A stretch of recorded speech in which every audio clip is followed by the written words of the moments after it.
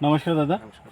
मी Sanjay Deshmukh welcome crop सायन्समधून आलेलो आहे नागपूर इथून. आता इथील जे उतखेड या गावी आलेलो आहे आपण. इथील प्रगतशील शेतकरी धीरज भाऊ यांनी जी व्हेरायटी लावली आहे ती वेलकमची 46 नंबर.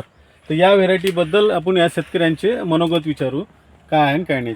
ठीक आहे. नमस्कार दादा, तुमचा नाव आणि नंबर सांगा. माझं नाव धीरज रमेशराव पुसतकर, गाव आहे उतखेड, तालुका मोर्शी, जिल्हा अमरावती. माझा मोबाईल नंबर आहे 83 79 86 80 87.